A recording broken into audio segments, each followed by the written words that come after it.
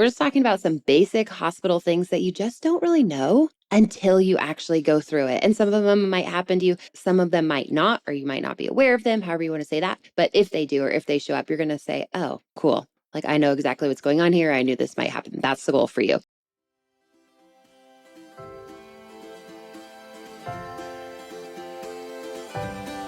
Motherhood is all-consuming. Having babies, nursing, feeling the fear of loving someone that much. And there's this baby on your chest, and boom, your entire life has changed. It's a privilege of being your child's safest space and watching your heart walk around outside of your body. The truth is, I can be having the best time being a mum 1 minute, and then the next I'm questioning all my life choices.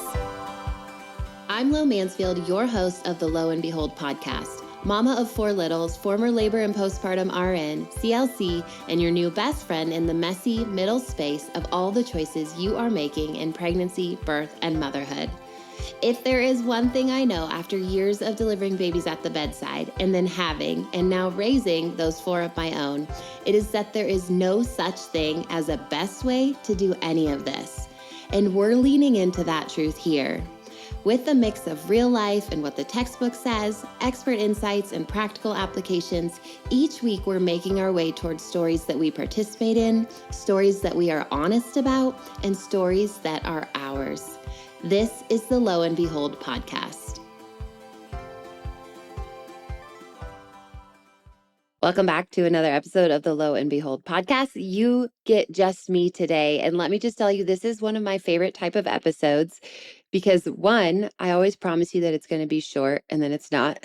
So that maybe is not a good reason for it to be a favorite, but it makes me laugh every time. But I am going to try and be really brief and not in I don't want you to have the information way or let's rush through it, but I'm just going to give you 11 like quick and dirty, if you will, facts or things to know. Let's say things to know about what might happen or what the process might look like before you head into the hospital for your birth and then during the process. So kind of a random collection of things that I think are incredibly valuable for you to know, particularly if you run into some of these or some of the nuances of them. So as we go through them, I think you'll see why some of these can be pretty important or pretty nice to know before you actually are in that place. So we're just going to get right into it. We're just going to right to this first one. This is my favorite stuff to talk about. And you probably know that if you've been listening for the last few episodes or for the last seasons, is that I just love the whole kind of cliche and kind of cheesy, but pull back the curtain type thing, right? And that's what we're doing here. We're just talking about some basic hospital things that you just don't really know until you actually go through it. And some of them might happen to you, some of them might not, or you might not be aware of them, however you want to say that. But if they do, or if they show up, you're going to say, oh, cool.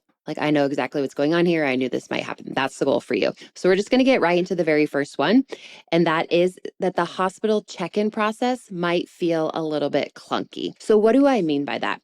I think we have this idea and maybe even desire that we get to the hospital and everything is just smooth as butter, right? And in theory, it's going to be, right? Like we have these really good processes and systems for getting you checked in and getting you in the right room and making sure you have a provider and all of that. But I just think it's important to think about like things like parking, the admitting desk, getting to the actual unit, because typically you check in somewhere else before you go to the OB unit, registration questions, things like insurance that are going to come up. Like it isn't this process where you just show up and you're in labor and you walk through the OB unit doors and they're like, great, how can we help you? Let's get you into a room. So to address some of these things or this clunkiness, right? Because the goal is we want you to stay in your birth bubble or this cocoon that you've created or whatever's going on. We want this to continue to feel safe, right? For you to continue to stay in whatever place you are at while you continue to labor. Because mostly we're talking about labor checks and the whole, I think I'm in labor. And so we're going in, right? So some things you could maybe do before to address this clunkiness that I'm talking about. I highly suggest doing a practice drive to your hospital, particularly if you're far away, and just considering like, how are we going to get there? How can we make this less clunky or less clumsy feeling? And then like, where are we going to park? And you can go, oh, that's dumb. That's easy. I'm going to park in the parking lot.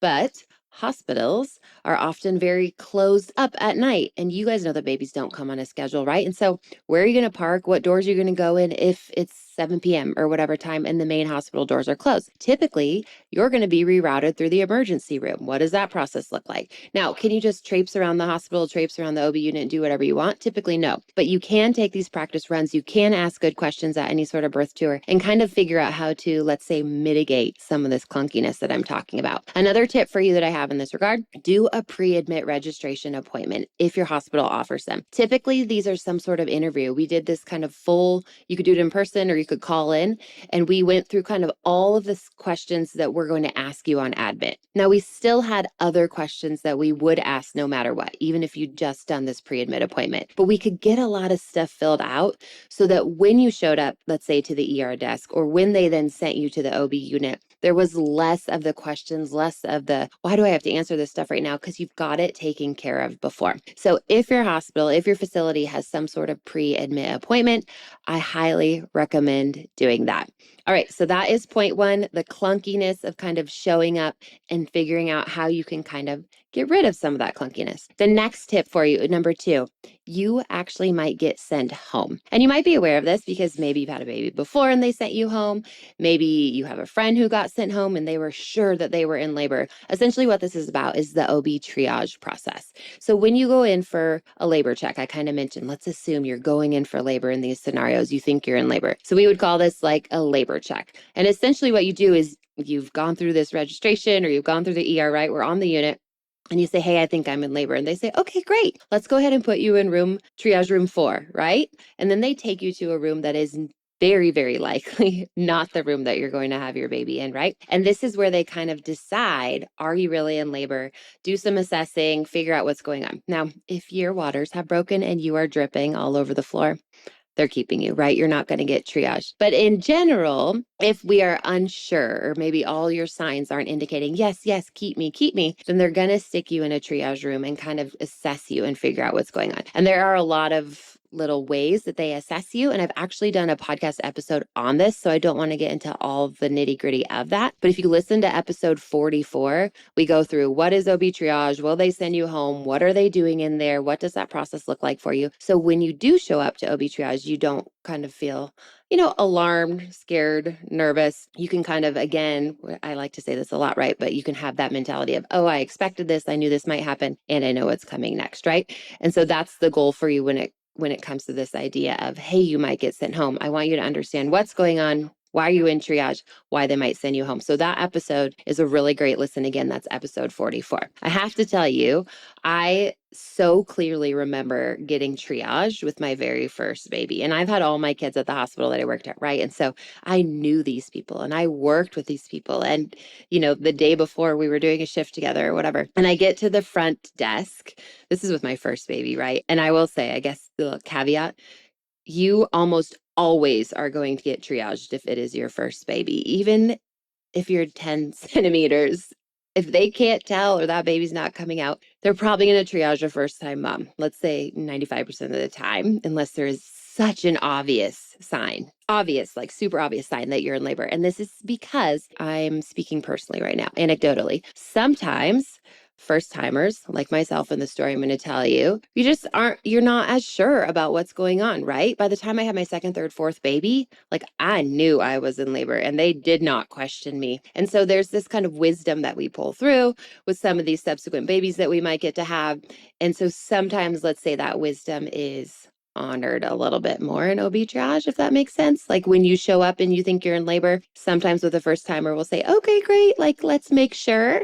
And if it's your fourth baby and you say, I'm in labor and baby's coming, they might be quicker to believe you. I don't love that vocabulary. It's not that we think you're lying. There's just this little bit of, let's just make sure with that first timer that exists a little bit more than it might with second, third, fourth, et cetera, baby. Okay. So I'm in my first time, right? So I'm one of you, right? First timer. I know they probably aren't going to really think I'm in labor, but I also know I'm in labor. And you can actually listen to my birth story. It's one of the very first episodes. If you go all the way back to the beginning, it is the first episode of the podcast, episode 1. And so I probably get into this. I don't fully remember. I'm sure I did because it still makes me laugh. But essentially I got there. I knew that I was in labor and advanced enough to be kept because I had checked my own cervix, which I do not recommend. So please don't check your own cervix. But because I'm a labor nurse and I knew what I was doing. I did check my own cervix and I knew I was quote unquote a keeper. I always use the vocabulary keeper. So I knew I was a keeper.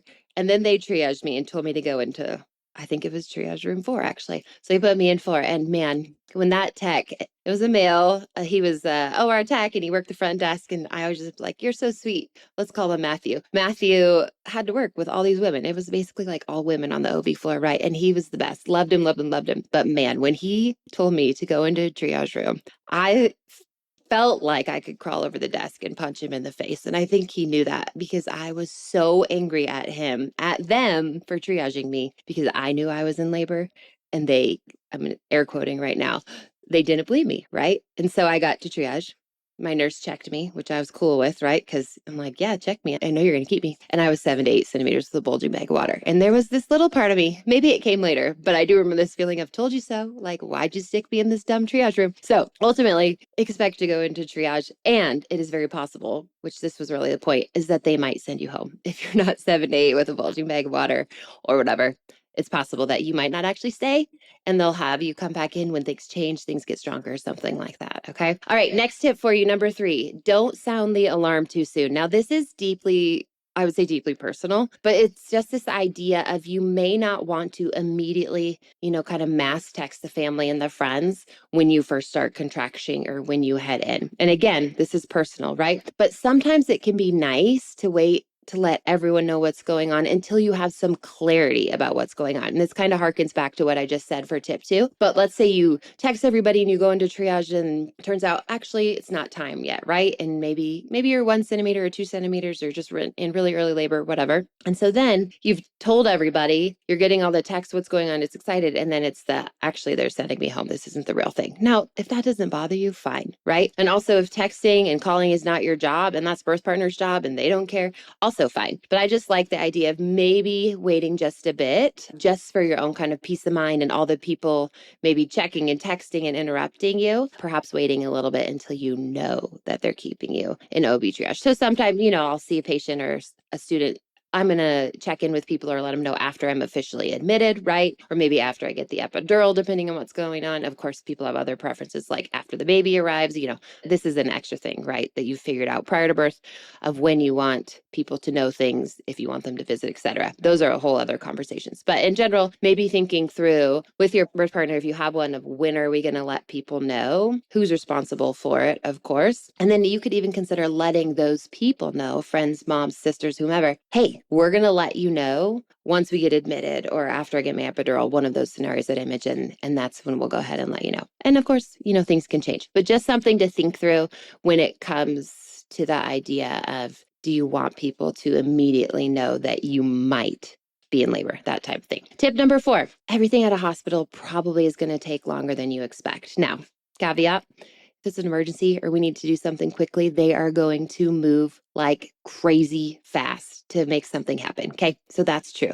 They can move, hospitals, I'm saying, the OB unit, wildly fast to deliver your baby, to take care of something going on, to take care of an emergency. So don't think that what I'm about to share with you applies in an emergency. When we got to move, we can move, okay? But in general, things just take time. And the reason I think that this really matters is more so for those of you who are thinking, I definitely want an epidural, or maybe you go flying into the hospital and you're in transition and you're wanting that epidural straight away because things are moving fast. So just thinking through, how long does it take to actually drive? I'm sure you've already thought about this, right? Parking, triage, admission process, like I've just mentioned some of these things, what those can look like, maybe how you actually get to the hospital, to the unit. And then things like when you do get admitted, they typically are going to draw labs. They're typically going to go through some more of this admission paperwork, though I mentioned in the first tip that you can maybe do some preemptive questions and pre-admit appointments to get through some of this. Starting IVs, the epidural process. And so again, all of this stuff just takes time. Now, if this is spread out over hours and hours or an induction or something, you might not even notice. But I really want you to hear kind of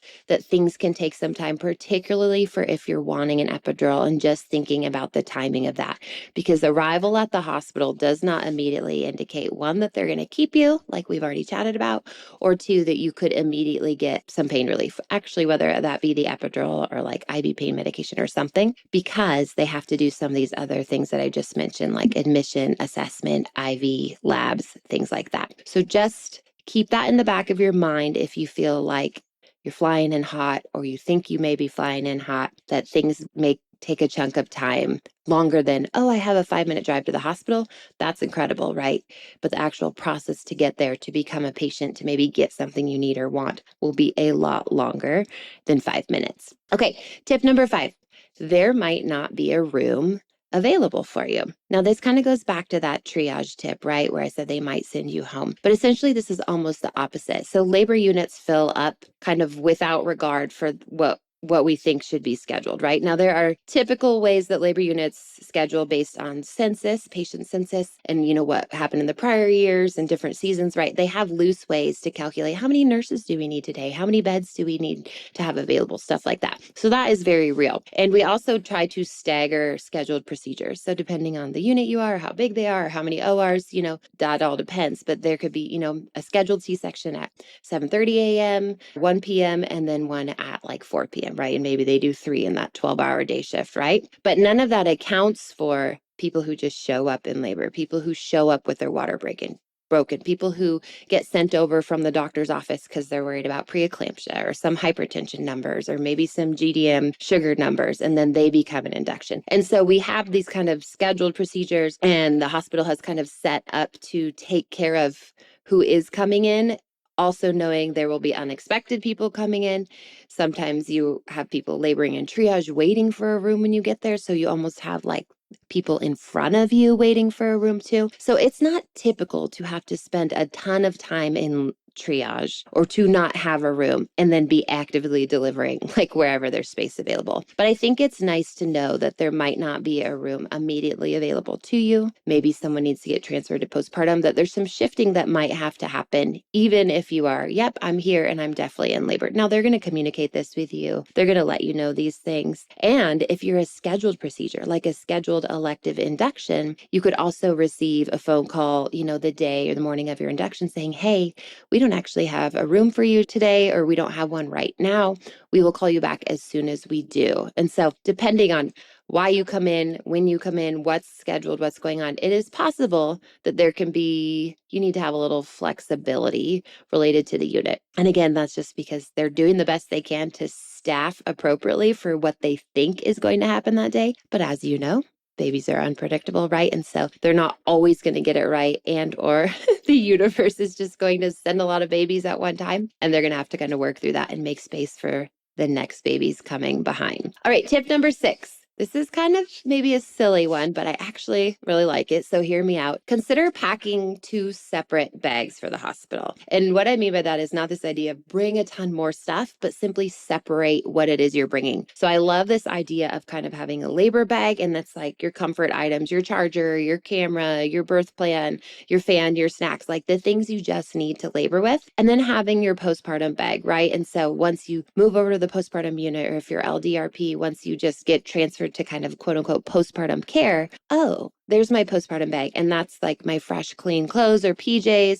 Maybe that's the swaddle you want for a baby, whatever it is. There's typically not a ton in the postpartum bag. It really just depends, right, on how much you packed. But simply, I just love this idea and wanted to put it in front of you of kind of having 2 separate ones. And then you can grab what you need when you need it. When it comes to what you actually need, of course, I have a hospital packing list that kind of separates these things out, like the way I've just laid them out, where there's labor stuff and the postpartum stuff and the birth partner stuff that they might want to consider as well. And so I can drop the link for that 3rd trimester pack. It has my hospital packing list inside of it, inside of the show notes. And you can kind of take a look at that and see, what does it look like when she says, maybe consider having 2 bags, or maybe even, 2 pouches or 2 kind of packing cubes within the one bag, something like that. Now, why does this even matter? First of all, ultimately, I want you to actually hear it. It doesn't, right? Bring whatever you want. This is not a conversation about don't bring too much stuff. Please be minimalist. Why I really think it's valuable is because if you get sent home,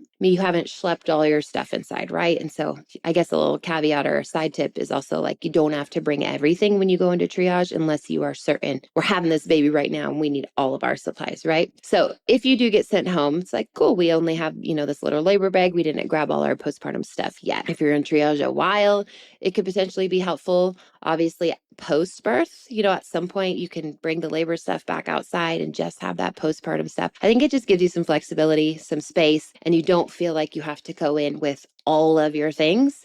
and then leave with all of your things. So something to think about. Does everyone do that? Not at all. I don't know that I've even had that many patients do it, but I've had some students do it.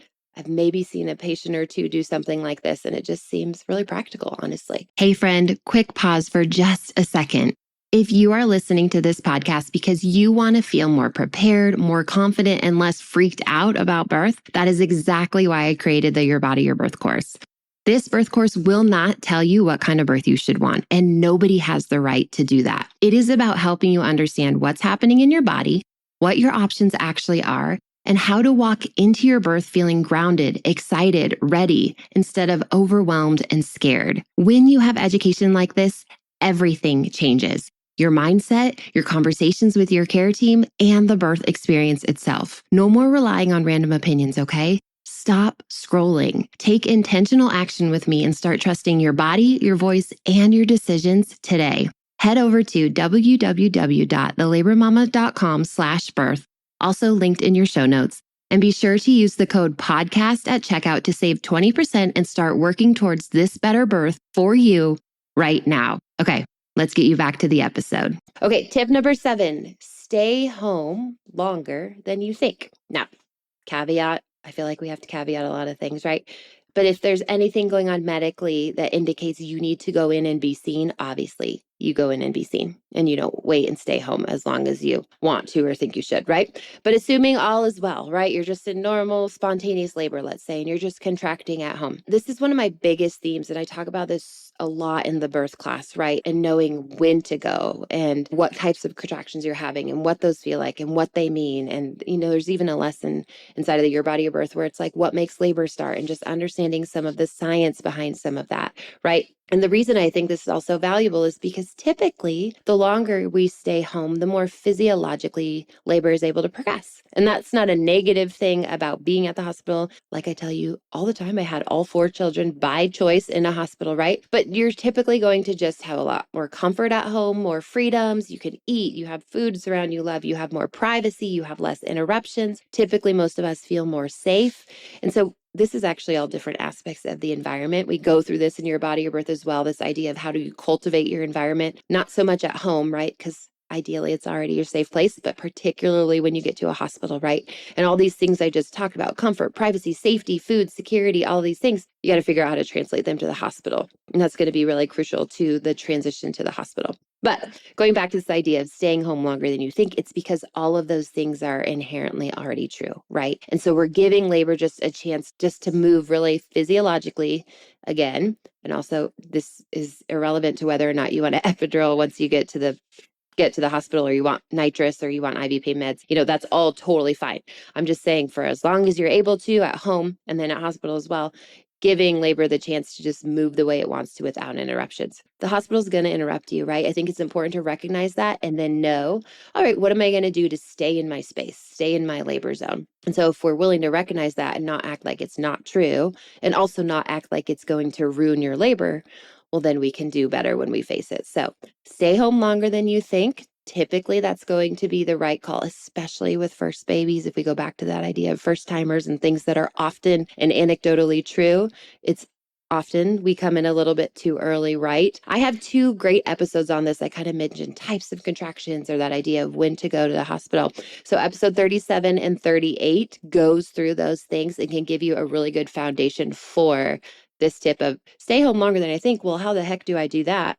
I don't even know what I'm feeling right now. I don't even know if I'm having Braxton Hicks. Like, how do I know when to go? Those 2 episodes, 37 and 38, are going to help you answer some of those questions, okay? So tip number 7, stay home longer than you think, or as long as you're able. Give your body a chance to kind of continue to progress physiologically without the inherent interruptions of the hospital space. Okay, tip number 8, your birth partner is allowed to leave the hospital or the room or your space at any time. And I think this maybe is like a pullover from kind of that COVID era, where maybe some of us had babies and everyone was trapped, right? Or no one could come in and out. And there was this idea that like once you were in, you were in. I think a lot of my first timers also tend to think this, right? Of like, once we're here, and we're trapped. There is often usually, a lot of ebbs and flows in labors and perfectly appropriate times for the birth partner to step out, take a break, go get some food. And your nurse, your care team, they're going to let you know if it's not a good time for them to leave, or if maybe baby's coming soon and they shouldn't step away. But, if they want to step out and get food, if they want to go grab that postpartum bag, if they want to go grab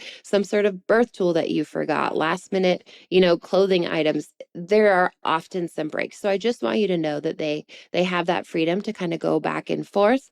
And this is true also postpartum as well. Typically, the two of you are each going to get some sort of bracelet or something that kind of really ties you to your baby and kind of indicates this baby's ours, I'm this baby's, right? But they're still allowed that freedom. They are. You're not as a patient. You don't get to just leave the unit and come in and out, but they can still come in and out as well. So just want you to hear that so you don't think, oh my gosh, if we don't bring everything, we just simply don't have what we need. That is not true.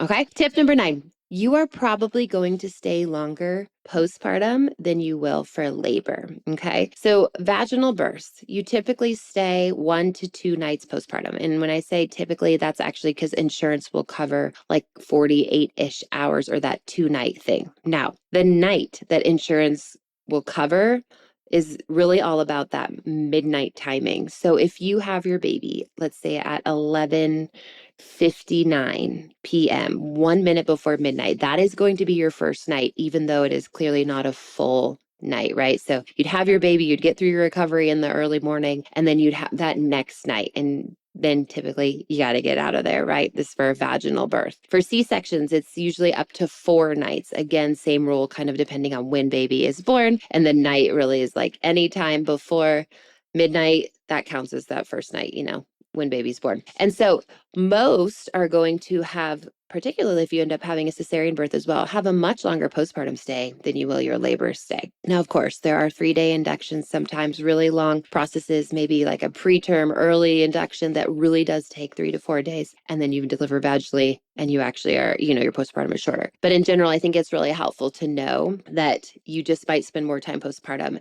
And so that can maybe help you be a little more thoughtful about what you're packing, what you're bringing, what you want that postpartum to look like, and less, don't feel super worried about the labor process, because hopefully that's kind of an in and out, less than 24-hour thing, have that baby, and then get to enjoy that baby, start the recovery process, all of that. Now, why postpartum is so long, and some people love it, right? It's that whole vacation idea. I will say that 24-hour mark is pretty important to most providers, that you stay at least that long. And caveat, again, another caveat, you guys, to that is they typically a hospital is not going to discharge you at 11:45 p.m. at night. And so I've seen late discharges or been like, we really want to go home, it's 9 p.m. and night shift is busting their butt to get you out of there if you just want to be home in your own bed. But a lot of times they want you to stay at least 24 hours. There's some different screenings like the PKU, the blood screening, some jaundice screenings, things like that, that hospitals, providers want to happen around 24 hours. And then you can go home after that point, dependent on what time it actually is when you hit the 24-hour mark. So typically, a cesarean is not going home that early, right?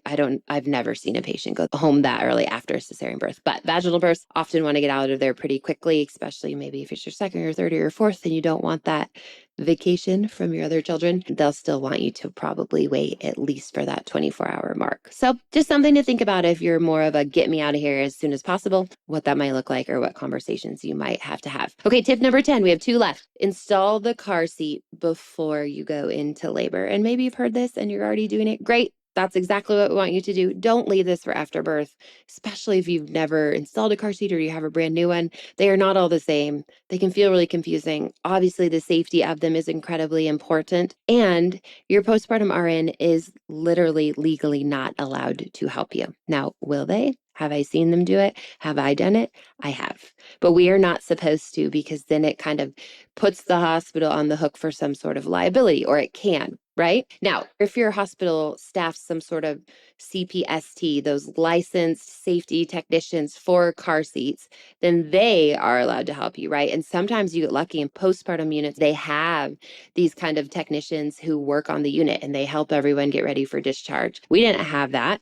And even if an RN was licensed as that, let's say on the side or an extra license, they weren't necessarily allowed to be practicing in those 2 capacities, right? And so ultimately, the RN really isn't supposed to to or allowed to help you a lot. So the two of you really have to figure this out together. So I just think the day of the discharge is not the day you want to be trying to install the base in the car or figure out how it works. A little tip as well is that most car seats typically have newborn settings and then might grow with your baby a little bit. So you're probably going to want to have it preemptively set before you come in for that smallest setting for the smallest size that your baby will be. So things to do before: get that base installed, as most car seats typically have, set it for that newborn setting or one of its smaller settings, and then just be comfortable with using it. My last tip related to that too would also be, you don't have to bring it in, right? Leave it in the car, and then you can bring it in, after baby's born, maybe when you go get your postpartum stuff, like we keep talking about, knowing you don't have to bring all the stuff in at once, and you can just leave that until it's actually time to bring it in. Okay,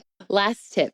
It is incredibly hard to get rest in the hospital, which is incredibly counterintuitive to your healing and recovery after the baby is born, right? Finding peace in a hospital just can be really tough during labor and in that postpartum period as well. So this is partly why, going back to that tip of stay home as long as you can, why I love that tip, right? Because you're just going to get hopefully a little bit more peace, a little bit more rest at home for that labor process. After delivery, we have to then think about all the people who are coming and rounding on you and your baby, right? Because there's 2 patients in this room. So we've got pediatricians and we've got circulating staff like the OBs and the midwives. Of course, you've got all your nurses, people drawing blood work, hearing screening for the baby. Perhaps there's like an IV team coming in to take out your IV. Maybe they're giving Rogam, the pediatricians who come and round on the baby. There's just a lot of staff in and out of the room. So it can just be hard to get rest postpartum. So my big tip for this tip specifically is that you ask your provider about something called grouping cares, or just show up advocating for it. And what that really means is just having this conversation with your nurse and saying, hey, I really, really want to get some sleep. It's incredibly important. You will not have to convince them. They know all of this stuff, right? Can we group some of my cares together and my and baby's cares together? And then can we have like 2 hours to get a nap, to get some sleep, and kind of stay in touch with that? Because essentially a nurse can, they can bring your ibuprofen in within a specific kind of broader time range than maybe you think. And they can do the 24-hour screen half an hour later if they need to, right? Or if there's not a strict order to do something right at a specific time. And they can even ask lab or some sort of technician, hey, she's sleeping. Can we just give her 90 minutes and can you please come back or call me before you get in? We can do all of that. I have done all of that for patients. And so essentially there's a, hey, call me if you need me. But if not, I'm able to stay out of your room right now for an hour or 2 and give you some time. And I'm going to work really hard to keep everyone else out of your room as well. Some hospitals have rules where you have to be rounded on at least once an hour, where we have to look and kind of chart patient sleeping, something like that. Now, if that's going on, they can talk to you about that. It's very possible they can pop into the room, not say a word, assess your sleep, great, your breastfeeding, great, and have that not even be an interaction that you notice. But overall, I just really want you to know you can sit down, talk to your nurse, and talk about this grouping cares. It might also be called clustering care, if you want to use that vocabulary as well, and just see how you can figure out ways to get all of you, because birth partner's probably super tired as well, and that little baby and you are probably trying to heal, recover, breastfeed, all the things. If there's a way to get all of you some rest in the midst of all the stuff that is sometimes going on at a hospital. Okay, so those are my 11 very random tips for you, but hopefully you can kind of see how they can apply and just kind of support you at different points in some of this process. Mostly, like I told you when we started, I love talking about the real life stuff because I feel like what happens is then when you show up and some of these things happen that really aren't in a textbook, you're able to say, oh, I remember this. Like she mentioned that I expected this, or I know what to do, or I know what's coming next, right? That's always the goal. And you hear that over and over inside of Your Body, Your Birth course as well. The goal for you is to say, okay, we're making the unfamiliar familiar. We're making the unknown known. And so that's what this is all about. It's just these random tips so that if this is your first time, or if it's been a long time, or if you're at a new facility, if any of this stuff comes up, it does not feel unfamiliar, and that you actually feel very comfortable despite whatever may happen for you and for your babe, both in the labor process and in that postpartum process. Thank you so much for listening to the Lo and Behold podcast. I hope there was something for you in today's episode that made you think, made you laugh, or made you feel seen. For show notes and links to the resources, freebies, or discount codes mentioned in this episode, please head over to loandbeholdpodcast.com. If you aren't following along yet, make sure to tap subscribe or follow in your podcast app so we can keep hanging out together. And if you haven't heard it yet today, you're doing a really good job. A little reminder for you before you go. Opinions shared by guests of this show are their own and do not always reflect those of myself and the Labor Mama platform. Additionally, the information you hear on this podcast or that you receive via any linked resources should not be considered medical advice. Please see our full disclaimer at the link in your show notes.